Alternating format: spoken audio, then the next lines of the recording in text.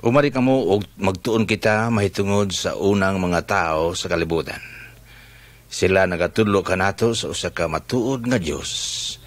Tanawa ang mga hulagway sa libro nga kolor pula samtang mamati ka. Tanawa ang sunod-sunod ng hulagway kung makadungog ka sa bagding.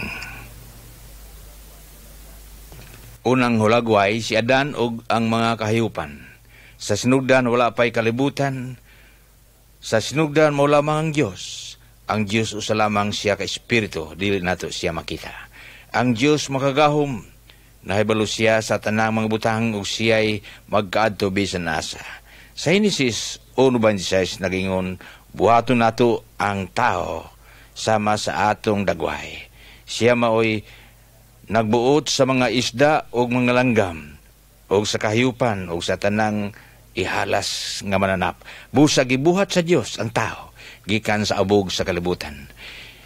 Gihatagan sa Dios ang tao og espiritu aron siya makaila sa Dios. Ang tanan niyang hunahuna ug iyang katuyuan nagakalanggikit sa Dios. Gitawag sa Dios ang tao Adan. Ginganlan Adan ang tanang kahayupan nga gibuhat sa Dios. Gibuhat sa Dios ang mga espiritu ug mga malunda sa kalangitan. Nakita sa Dios nga maayo ang iyang nabuhat ug nalipay siya.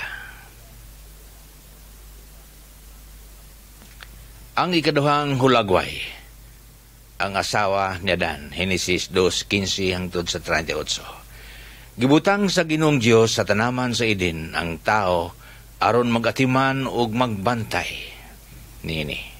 Busa gibuhat niya kinigikan sa yuta ang tanang mga mananap ug langgam apan walay asawa alang kang Adan. Unya gipatulog sa Ginoong Dios ang tao ug samtang nahinanok siya, gikuhaan siya sa Dios og gusok ug gibuhat kini nga usa ka babae. Ug gidala niya ang babae ngadto kang Adan aron mahimo niyang asawa. Silang duha pulos hubo apan wala sila maulaw. Makahimo sila sa pagsulti sa Dios ingon nga mga higala. Wala na'y kagulanan, wala na'y kamatayon ug dautan niadtong dapita. Ikatalong hulagway, ang bitin sa tanaman, Henesis 3:1 hangtod sa 8. Si Satanas usa ka manlunda sa langit, apan siya mitalikod sa Dios. Siya nahimong kaaway sa Dios. Si Satanas miduol sa babae ingon nga usa ka gwapong bitin. Siya namakak sa babae. Siya mingon kaniya nga dili siya mamatay. Gipugos niya siya sa pagkaon sa bunga sa kahoy. Unya gihatagan niya ang iyang bana o gikaon usab niya. Pagkahuman gayud nila kaon, naablihan ang ilang salabutan ug nakita nila nga sila mga hubo diay. Ug mitago sila sa kahoyan. Ikaupat nga hulagway, si Adan ug si iba sa gawas sa tanaman. Henesis 3:14 hangtod sa 34. Ang Dios nagbutang kang Adan ug iba sa gawas sa tanaman. Mingon ang Dios kang Adan, tungod kay nagkaon ka og bunga sa kahoy, gisumpa ang yuta. Kinahanglan magtrabaho ka aron kini makahatag og pagkaon. Ug mingon siya sa babae, dugangan ko ang imong kalisdanan sa pagpanganak. Og sa bitin siya nagaingon, tungod niini, silutan ka, ikaw lamang ang tanang mananap, ang mahiagom ni anang tungluha. Sukad karon magkamang ka nga pinaagi sa imong tiyan, ang bitin na himong kaaway sa tao. Gitawag na Dan ang babae, iba, nga nagakahulugan og kinabuhi. Dunay mag-anak si Ada iba nga nahimong mga ginikana nato nga tanan. Kita mahimulag gikan sa Dios o gitang tanan misupak sa Dios. Ingon kang Adan, apan ang Dios nagasaad nga usa ka adlaw siya magapadala og usa ka tawo nga magapildi kang Satanas. Kini nga tawo makahimo sa pagdala kanato balik sa Dios. Kini nga tawo mao si Jesucristo.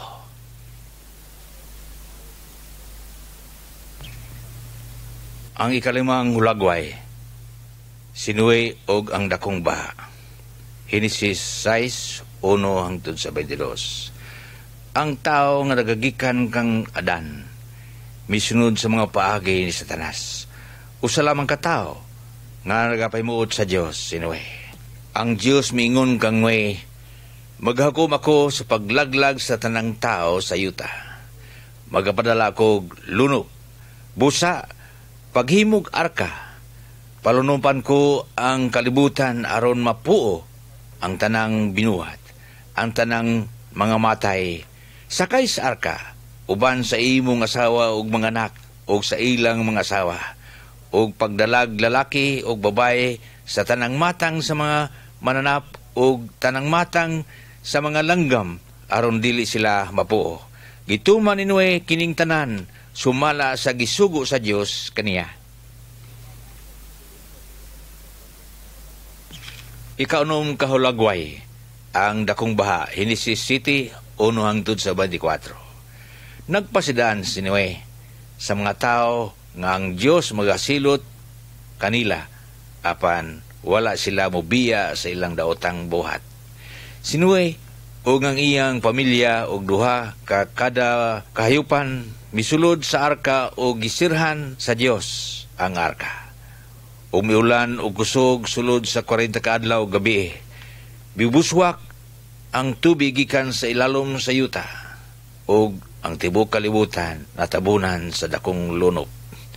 Ang kada tao langgam nangamatay gawas kang Noe, o ang tanan nga kauban niya sa arka. Ang ikapatong hulagway, ang bangaw o ang mga saad sa Dios. Henesis 8:13-22. Mihunong ulan o human sa usa ka tuig ang yuta na malana. Sinuwi og ang iyang pamilya o ang tanang nagagula gikan sa arka. Nagahalad sinuwi sa Dios og ang Dios na himuot kaniya. Nagbutang ang Dios og bangaw sa kalangitan, og siya nagingon, dili nako magapadalag silot sa tanang buhing tao pinagi sa lunop. Iniglutaw sa bangaw. Nahinulom ako sa akong mga saad kaninyo. Mga higala, sadyang makitaan ninyo ang bangaw. Hinundumi kiniusab ang Dios, maghukom sa kalibutan pag-usab. Sa sunod nga mga panahon, ang Dios maghukom pinagi sa kalayo. Apan sila nga nagatuo o nagasunod sa Dios, kinanglan dili mahadlok. Ang Dios naghatag og paagi sa kaluwasan og kini nga kaluwasan pinagi kang Hesukristo nga Ginoo. Ikalawalong hulagway, ang turi sa Babel. Henesis 11:1-9. Sino'y daghag mga anak? Ang Dios mingon nga sila magapuyo sa tibuok kalibutan, apan ang mga tao dili mga nagbulag. Sila nagabuhat og syudad nga dunay turi nga makaabot sa langit. Nakita sa Dios ang ilang pagsupak og garbo, og nagaingon ang Ginoo, karon usak na sila kakatawhan, ug usa na ang ilang pinulungan. Busa magat panaog kita og libugon ta ang ilang pinulungan. Tanawa ang mga tao sa hulagway, wala sila magsilabtanay. Na mihunong sila sa pagtukod sa syudad o gikan didto. Gipatlaag niya sila sa tibuok kalibutan. Ang pagsupak sa tao sa Dios mo'y hinungdan sa daghang mga pinulungan. Ang pagkamasunopakon nagapabulag kanila sa tao ngadto sa iyang isikatao, ug ang pagkamansupakon nagapalayo sa tao gikan sa Dios.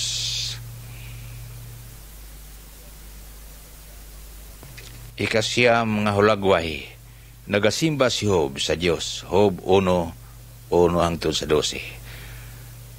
Makita nato ang tao mao si Job. Siya nagasimba o nagahalad sa kamatuod nga Dios. Wala siya magasunod sa mga paagi ni Satanas. Dagag anak si Job o nagaulipon o daghang mga kayopan. Kibadato si Dios si Job. Usa ka adlaw mingon ang Dios kang Satanas nga nahimuot siya kang Job. Apan mitubag si Satanas sa Dios nga si Job nagasimba lamang aron siya madato. Si Satanas mingon sa Dios, musimba ka si Job kanimo kung wala na siya'y giapas?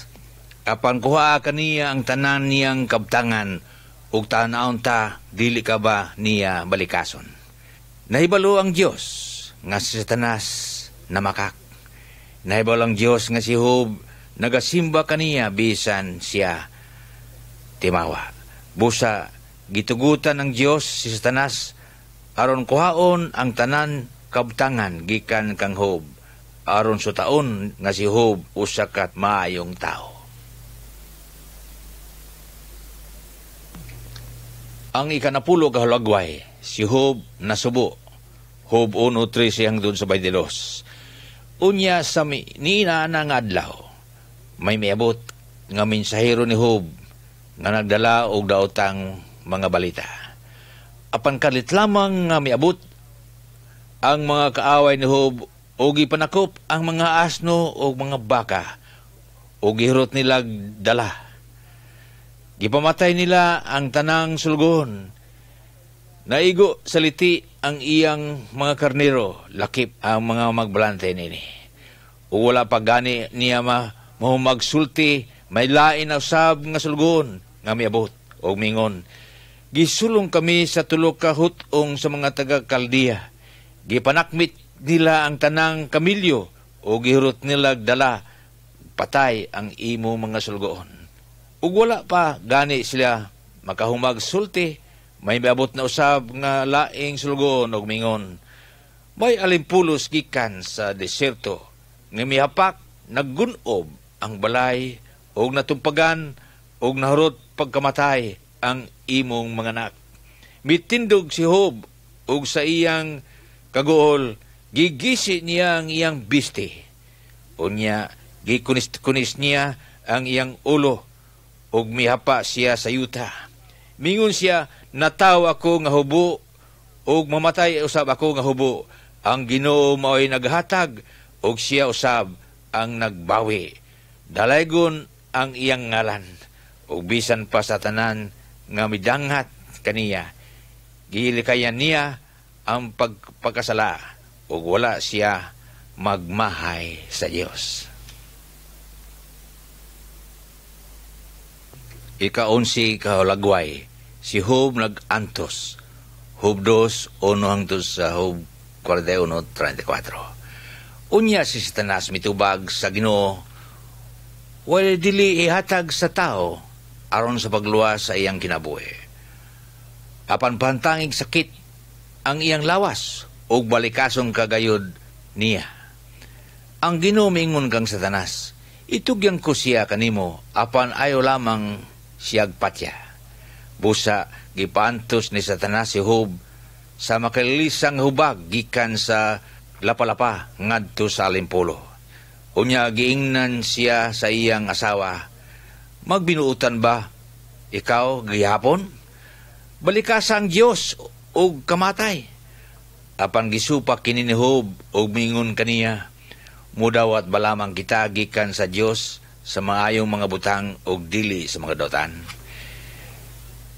Giduaw si Job sa iyang mga higala og sila nakigsulti kang Job sulod sa daghang mga adlaw. Sila mingon nga ang Dios nagasilot kang Job tungod kay dautan ang iyang binuhatan. Unya ang Dios nagapakita kanila. Gipakita sa Dios kanila nga sila wala makasabot. Dahil hitupngan ang gahom sa Dios, nahibalo siya sa tanan. Ang Dios nahibalo kung unsay maayo alang kanato, og siya lamang ang nagapili bisan lisod o hamugaway nga kinabuhi alang kanato.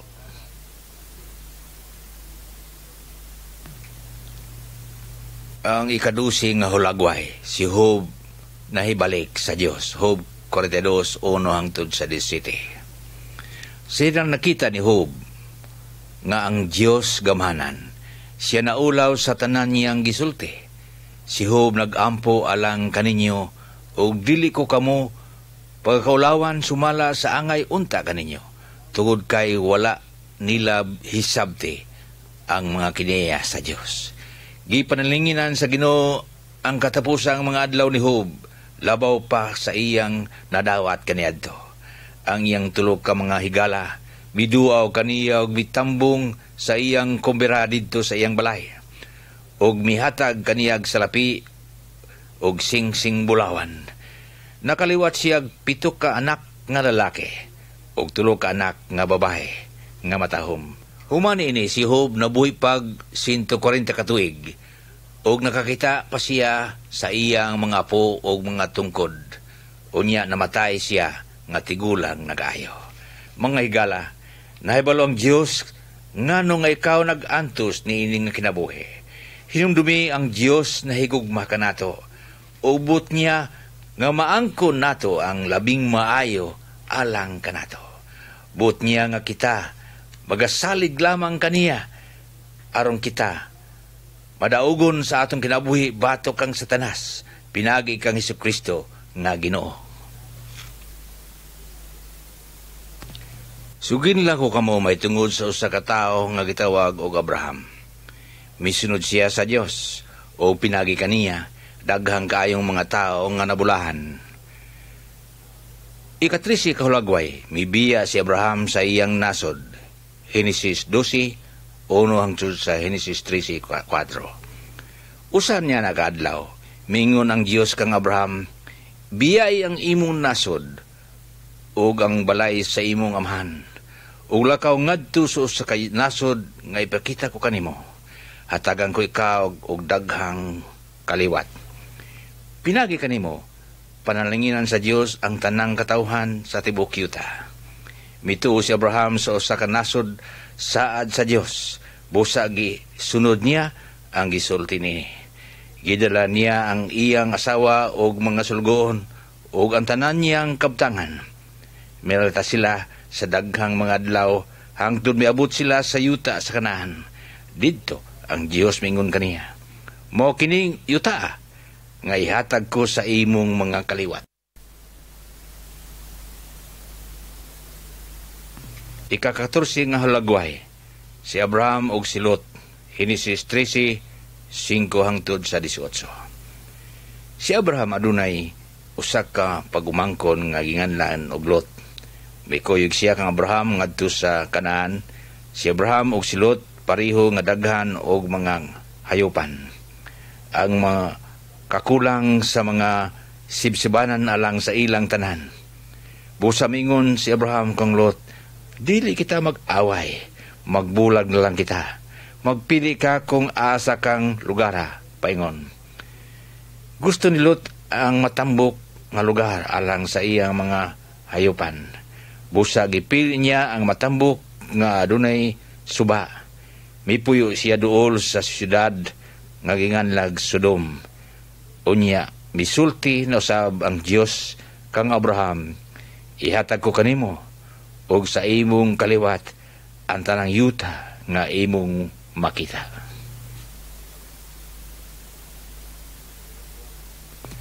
Ika-15 kahulagway, nakita ni Abraham ang hari sa kalinaw. Genesis 14, 1 hangtod sa 24.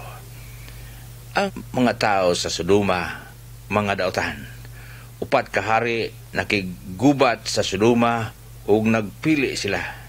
Gikuha ang mga nakadaog, ang mga hari si Lot ug iyang pamilya. Ingon nga bihag apan si Abraham ug ang iyang mga tao nagluwas kang Lot ug sa iyang panimalay ug sa mga hayupan. Sa ilang pagbalik gikan sa paggaway, ilang nakita ang usa ka gamhanang hari. Ang iyang ngalan mao si Melkisedek. Siyang hari sa Salem, naghulugang kalinaw.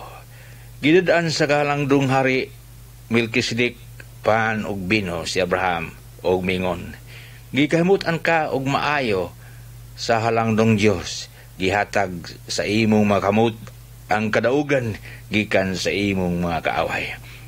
Gihatagan ni Abraham og mga gasa ang hari sa kalinaw.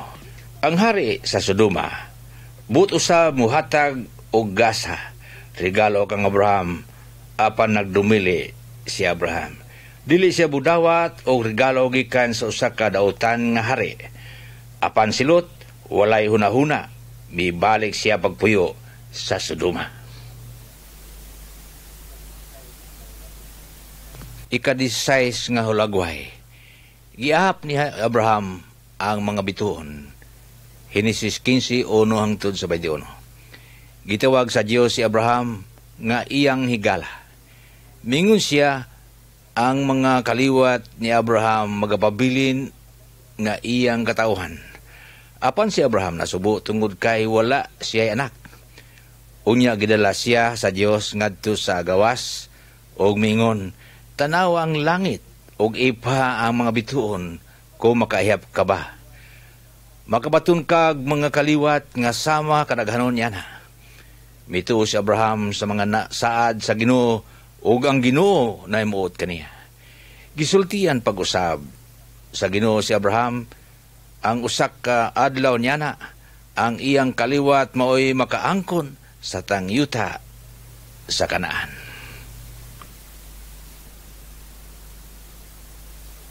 Ika-17 nga hulagway, ang batang si Ismael.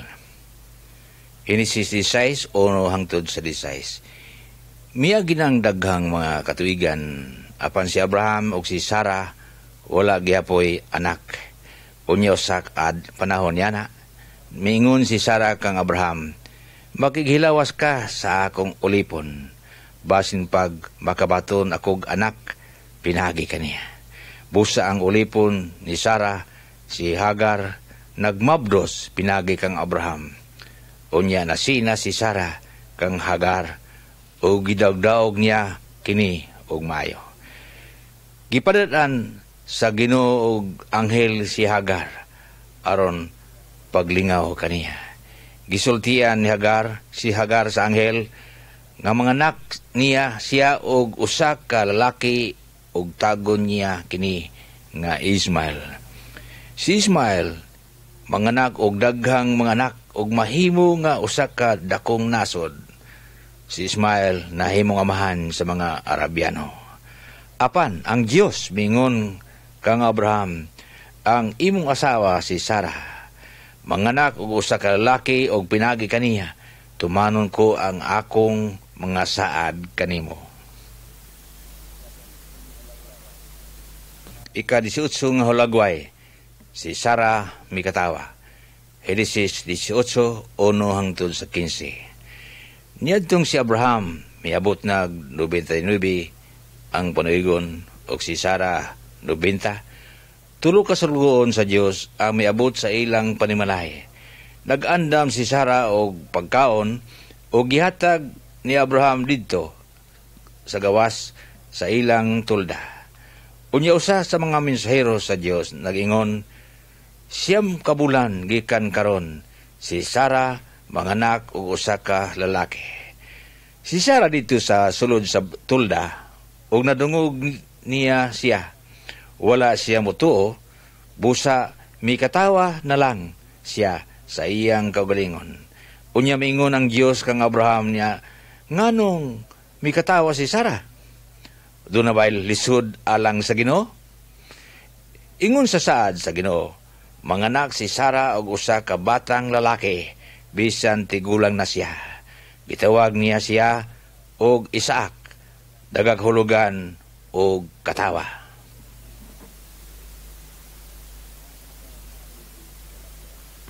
Ang ika-19 nga hulagway, nagampo si Abraham alang sa Sodoma.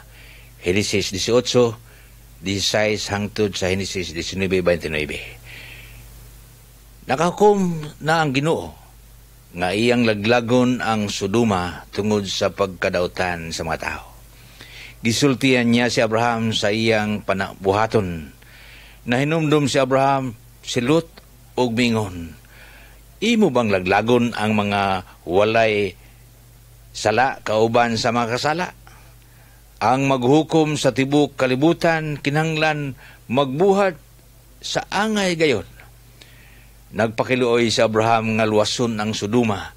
Busa ang Ginoo mingon kaniya, kung makakita ako og napulo ka matarong nga tao, dili ko kini laglagon. Ang mga mensahero sa Ginoo miyadto sa Sodoma, apan ang matarong lang nga tao si Lot. Gipasidan-an sa mensahero sa Ginoo si Lot nga mogawas na sa syudad. Unya gid padala sa Dios ang kalayo gikan sa langit. Ang Sodoma sunog gayud kaayo. Si Lot lang ug ang duha niya ka anak nga babae ang naluwas.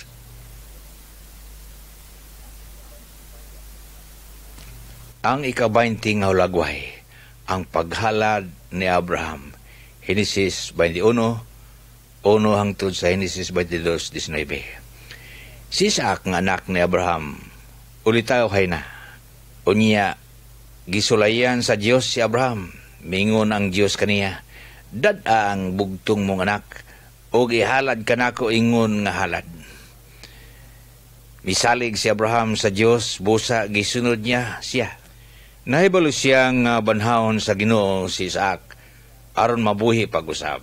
Sa diha nga patyon na ni Abraham si Isaac, ang Dios misulti kaniya, Abraham, ayaw unsa ang bata. Karon hibaw-an ko nga imo akong giuna. Wala nimo ihikaw ang imong bugtong anak kanako. Unya nakakita si Abraham og usak karniro nga nabitik sa kahoyan. Imbis sa iyang anak nga si Isaac, gipatay niya ang nating karniro o gihalad niya sa Ginoo. Ang ika-21 nga hulagway, ang tigulang nga si Abraham o ang iyang mga sulugoon, Henesis 24, 1 hangtod sa Henesis 25:26. Sa pagkatigulang nakayo ni Abraham, gipatawag niya ang iyang sulugoon og mingon, lakaw ngadto sa akong nasod o pangitaig asawa ang akong anak nga si Isaac. Dinibuot si Abraham nga mobiya si Isaac sa yuta sa Kanaan o mukuha og asawa gikan sa mga daotang babae sa Kanaan. Busa ang tinugyanan nga sulugoon, misaad o misunod kang Abraham o ang Dios nag-uban sa sulugoon ngadto sa parinti ni Abraham. Dito nakakita sila og gwapa nga asawa ni Isaac nga mao si Rebeka. Si Isaac og si Rebeka nanganak og usa ka lalaki nga ginganlan Jacob o Israel. Nahimo siya nga amahan sa usa ka dakong nasod sa Israel. Nagpuyo sa gihapon ang mga tao sa Israel sa yuta nga mao ang Kanaan. Gikan sa Israel may usa nga nagdala og mga panalangin sa tibok kalibutan. Ang ika-22 nga hulagway, ang pagkatao ni Jesucristo. Galacia 4, 4 hangtod sa 5, Mateo 1:18 hangtod sa 29. Apan sa pag-abot sa hustong panahon, gipadala sa Dios ang iyang anak, miani siya ingon nga anak sa tawhanong inahan, og nagpuyo siya ilalom sa balaod. Aron sa pagluwas niadtong nailalom sa balaod, og aron mahimo kitang mga anak sa Dios. Mao kini ang kaagi sa pagkatao ni Jesucristo. Ang inahan nga si Maria, sinayuran ni Jose, apan sa wala pa sila magtipon, nakamatikod si Maria, nga nagasabak siya sa lalang sa Espiritu Santo. Si Jose nga iyang pamanunon, tao nga matarong, apan dili siya buot, nga pakaulawan niya si Maria at ubangan sa mga tao, busa naglaraw siya sa pakigbulag kaniya sa hilom, samtang nagunahuna siya nini. Mipakita kaniya ang usa ka anghel sa Ginoo pinagi sa damgo ug mingon, Jose, ayaw kahadlok pag pangasawa kang Maria, kay ang imong gisabak lalang sa Espiritu Santo. Manganak siyag lalaki o nganli siyag Jesus, kay luwason niya ang iyang katauhan sa ilang sala. O kining tanan Nahitabo aron matuman ang ingon sa Ginoo pinagi sa propeta. Ang usa ka babaeng ulay magamabdos og manganak og lalaki og nganlan siya Emmanuel nga sa ato pa ang Dios aniya uban kanato. Busa sa pagmata ni Jose, gituman niya ang gisugo sa anghel og gipangasawa niya si Maria apan wala hisabti ni Maria sa wala pa siya manganak. Og ang bata ginganlan Jose og Jesus. Ang pulong sa Ginoo, matuod, ang Dios dili gayud mamakak. Gisultian sa Dios si Adan nga siya magapadala sa iyang pinili aron sa pagbungtog kang Satanas. Ang Dios nagapasidaan kang Noe nga iyang gunawon ang tanan nga mga dautan. Gipakita sa Dios kang Job nga buot niya ang labing maayo alang kanato. Ug iyang gipakita kang Abraham nga siya kanunay magatuman sa iyang mga saad. Nining hulagway, makita ninyo ang bata nga si Jesus. Apan pag-abot sa hustong panahon, gipadala sa Dios ang iyang anak ug natawo si Jesus sa yuta sa mga Hudiyo, ang Israel. Ug iyang tawgon nga si Maria usa ka babaeng ulay. Siya nagagikan sa pamilya nila ni Abraham o Isaac, apan ang iyang amahan mao ang usa ka matuod nga Dios. Si Jesus mao siya nga nagdala og panalangin sa tibuok nga kalibutan. Siya mao ang mianhi aron sa pagbugtong kang Satanas ug pagpabalik kanato sa Dios. Ika-23 nga halagway ang pagkamatay ni Jesus. Si Jesus mitubo ingon nga hamtong nga tao. Siya nagatudlo sa mga tao mahitungod sa mga dalan sa Dios. Nagbuhat siya daghang mga milagro aron sa pagpakita nga siya gikan sa Dios. Apan ang dautan nga tao wala motuo kaniya. Ilang gipatay si Jesus pinagi sa paglangsang kaniya sa cross. Gidughang sa mga sundalo ang iyang kilid pinagi sa pinuti ug nakita nila nga patay na siya. Mga higala ang Dios mingon kang Adan nga siya mamatay kung siya daghang mukaon siya bunga sa kahoy. Kitang tanan nga misupak sa Dios ug angay lang kanato ang pagsilot sa kamatayon. Apan si Jesus mo'y namatay alang kanato. Hinunumi kong giunsa sa Dios sa pag-andam og karnero alang kang Abraham, ilis kang Isaac. Gipadala sa Dios ang iyang bugtong anak nga si Jesus aron mamatay alang kanato. Hinunumi nga ang Dios maingon kang Adan nga siya magapadala sa iyang anak aron sa pagbungtog kang Satanas. Gilupig ni Jesus si Satanas pinagi sa kamatayon sa cross alang kanato. Unya ang gahom ni Satanas sa paghatag o walay katapusang kamatayon natapos na.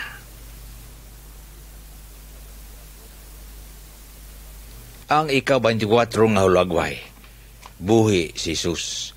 Juan 20:19 hangtod sa 29. Ang patay nga lawas ni Jesus, gilubong nila sa lubnganan apan sa ikatulo ka adlaw, siya nabanhaw.